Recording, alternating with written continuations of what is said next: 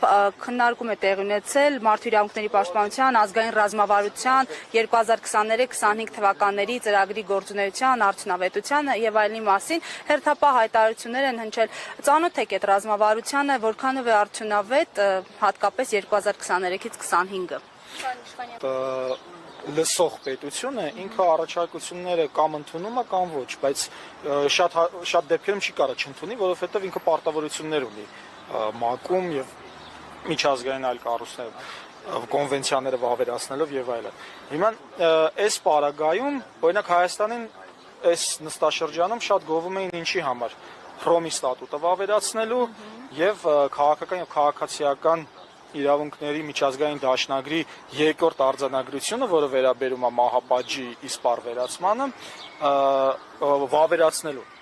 Հիմա այս երկու գործողությունները նաև կատարվել են նախորդ 2020 թվականի առաջարկությունների հիմքով։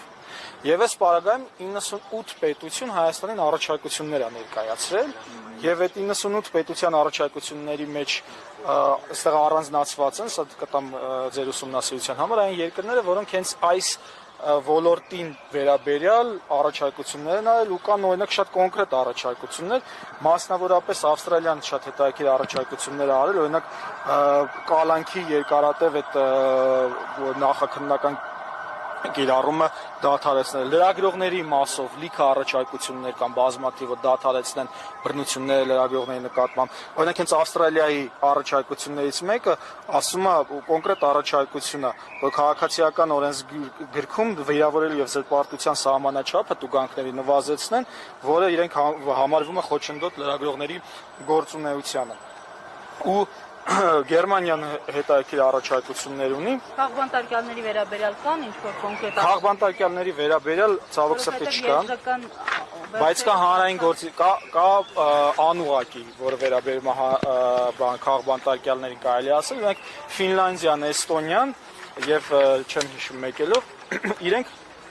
առաջարկություն են արել, որպեսզի դադարեցնեն հանրային մասնակցության դեմ այդ բանը,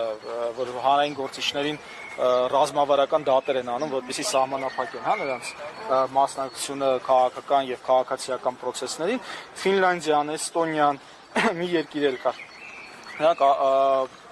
առաջարկել են, որպեսզի դադարեցնեն այդ պրակտիկան, որը շատ կարևոր է։ Ընդհանուր առմամբ, թեև այս երկրների տենդենսը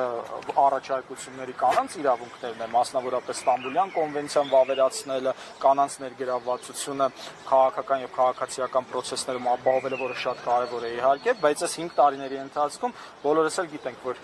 ճչացող իրավախախտումները այլ ոլորտներում էին ու հենց քաղաքական ու քաղաքացիական իրավունքի ոլորտներում էին, օրինակ Կամբոջան առաջարկություն արել, որպեսզի դատական իշխանությունը անկախ լինի Հայաստանում, շատ հետաքրքիր առաջարկություններ կան։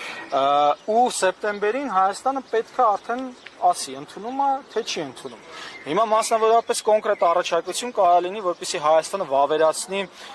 քաղաքական եւ քաղաքացիական իրավունքների միջազգային դաշնագրի առաջին արձանագրությունը, որը հենց վերաբերում է այդ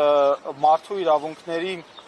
կոմիտե դիմելու հնարավորությանը, ՄԱԿ-ի մարդու իրավունքների կոմիտե դիմելու հնարավորությանը յուրաքանչյուր քաղաքացու կողմից։ Այսինքն եւս մի շերտ է ավելացվում մարդու իրավունքների պաշտպանության համար։ Ճիշտ է, դա բան չի, դատական մարմին չի, այլ խորհրդատվական ավելի։ Բայց այնուամենայնիվ, եթե օրինակ ձեր կամ իմ խոսքի իրավունքը կամ չգիտեմ ոստիկանություն կխոնշտանգեն եւ այլն, օրինակ Սամվել Վարդանյանի դեպքը, ինքը այդ պարագայում կարողանա արդեն դիմել նաեւ ՄԱԿ-ի մարդու իրավունքների կոմիտե։ Իսկ ձեր հարցի մասով Մանյան ասի, թե